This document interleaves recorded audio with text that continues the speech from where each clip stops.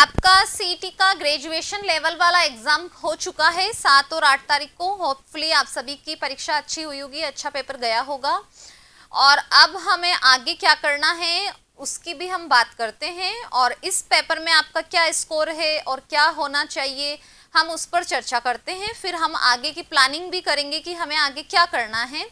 सबसे पहली बात तो आपको थोड़ा तैयारी का समय भी कम मिला था, सिलेबस भी काफ़ी ब्रॉड था, लेकिन फिर भी आपके सिलेबस में किसके क्वेश्चंस, जीके एंड जीएस के क्वेश्चन ज़्यादा आए हैं।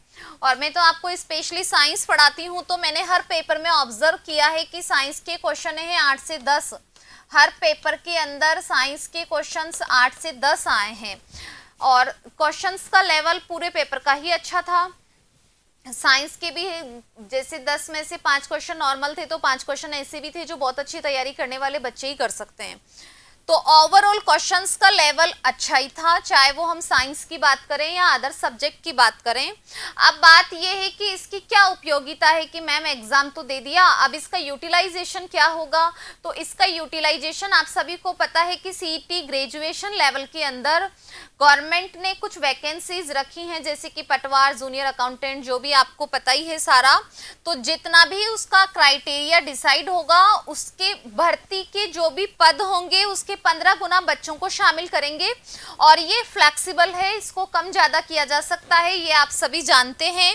या फिर एक ये भी उसका मतलब रख सकते हैं कि न्यूनतम पासिंग मार्क्स, जैसे मान लो कि 40 न्यूनतम पास से मार्क्स डिसाइड कर दें कि हर बच्चे के मतलब अगर 50 अंक भी हैं तो वो इस भर्ती में शामिल हो सकता है, पटवार में शामिल हो सकता है, या 100 अंक वाले सीईटी के अंदर किसी के 100 अंक आ रहे हैं, जिन भी बच्चों के 100 मार्क्स आ रहे हैं वो इस भर्ती के अंदर एलिजिबल होंगे।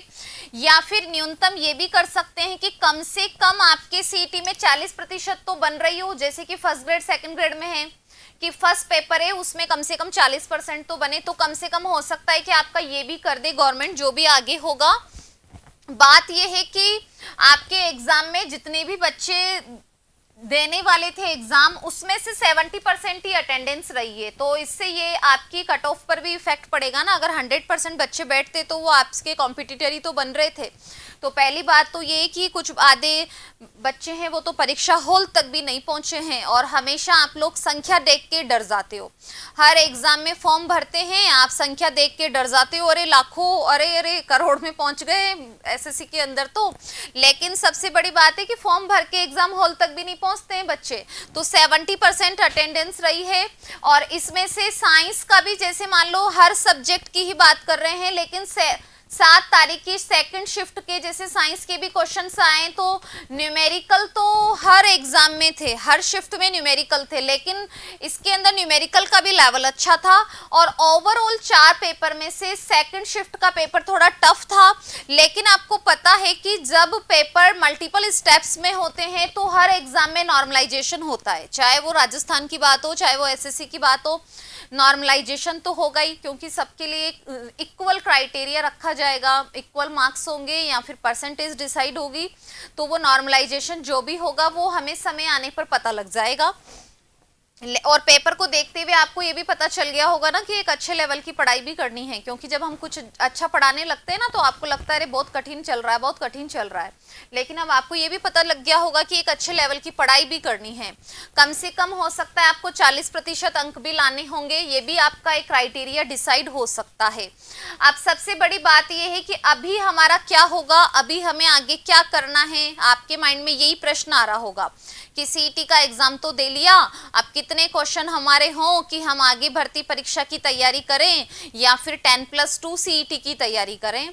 तो देखो, यदि आप जनरल कैटेगरी के स्टूडेंट हैं और आप नॉन टीएसपी, आपके मतलब लगभग ये मान के चलो आप कि जनरल कैटेगरी में आपके 80 क्वेश्चंस राइट हो रहे हैं। 80 क्वेश्चंस का है ये, क्वेश्चन का मतलब है कि नंबर कितने हो गए, 160 नंबर हो गए।